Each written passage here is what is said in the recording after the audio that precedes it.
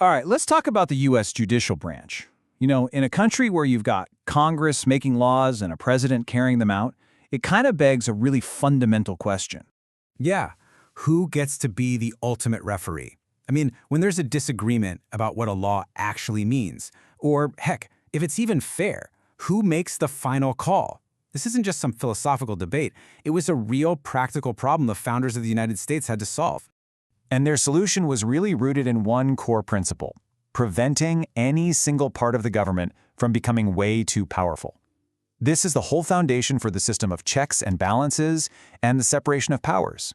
Which brings us right to our main topic, the branch of government that was designed from the ground up to be that impartial referee.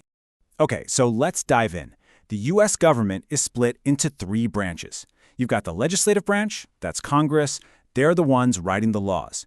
Then there's the executive branch, the president, who enforces those laws. And then we have the one we're zeroing in on today, the judicial branch, which is made up of the courts.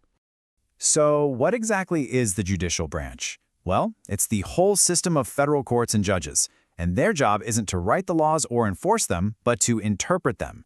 They are the final authority on what a law means and how it applies out there in the real world. That sounds pretty important, but what does interpreting the law actually involve? Like, what does this referee do all day? Well, their work pretty much boils down to four key jobs. 1, they review laws. 2, they explain them. 3, they resolve disputes, acting kind of like an umpire between two different sides. And 4, and this is the big one, they decide if a law violates the U.S. Constitution, which is the supreme law of the land. Now, at the very top of this entire judicial system sits one court, the most powerful court in the nation, the Supreme Court.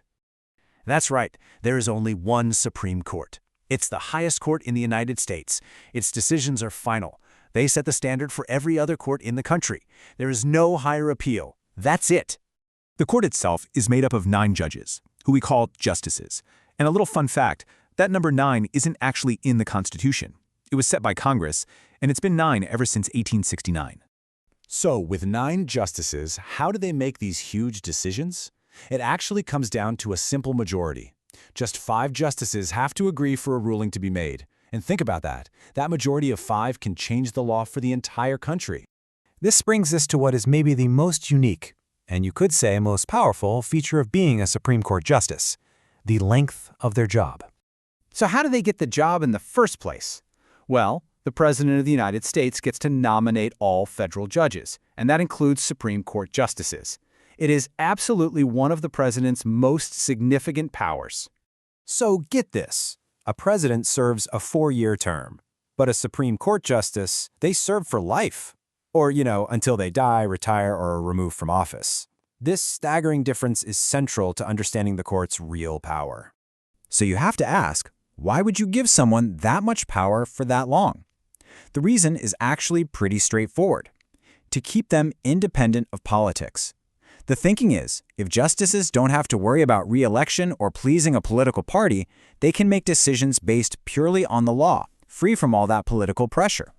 And that leaves us with a final and pretty critical question. The entire system was designed to insulate the court from politics.